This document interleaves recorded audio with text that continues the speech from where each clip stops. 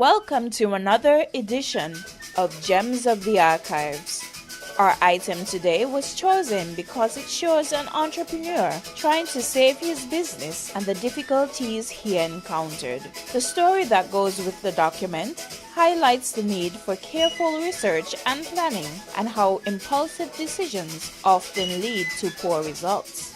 Here is some background on the document. At its general meeting on March 10, 1939, after experiencing a number of crop failures, the Nevis Agricultural and Commercial Society, NACS, decided on a back-to-cane policy as the best way out of difficulties. Pasture and cotton lands were to be put under cane despite the fact that Kittitian planters had been increasing their yield for some years. The NACS wrote to the governor asking for a revision of the export quota, making provision for 4,000 tons of sugar from Nevis, or to have the 4,000 tons included in the quota already allotted to St. Kitts. They also asked that the Bastair Sugar Factory make a contract with Nevisian growers to take a certain amount of canes from them and requested assistance from the government to defray 50% of transportation costs. The governor, through his clerk, replied that special legislation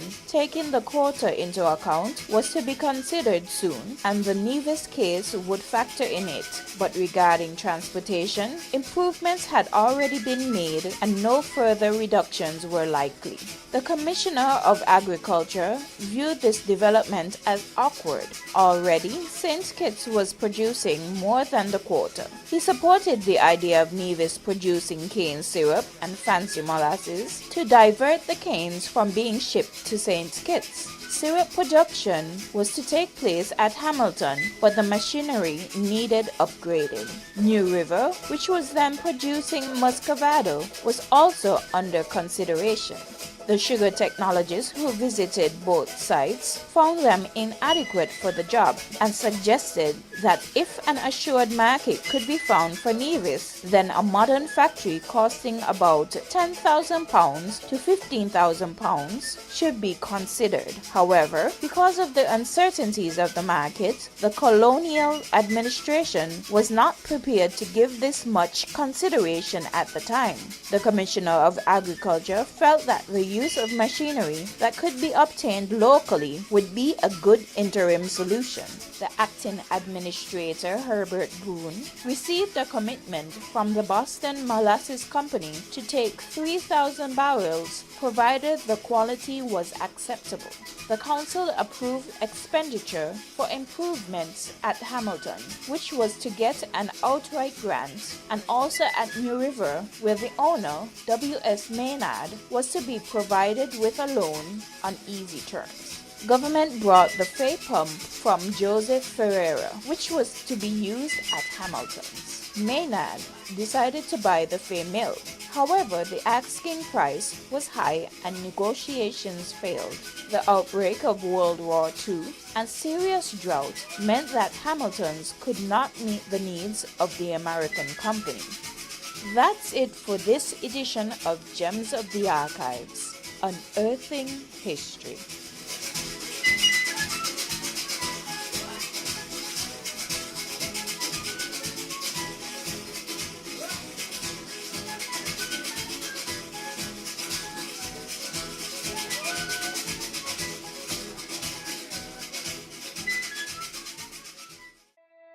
Stay up to date with news, programs, and activities of the government with SKNIS. Like us on Facebook. Listen to us on SoundCloud.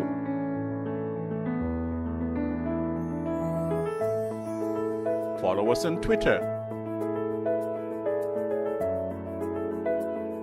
And watch our videos on YouTube. Connect with us today. SKNIS, St. Kitts and Nevis Information Service.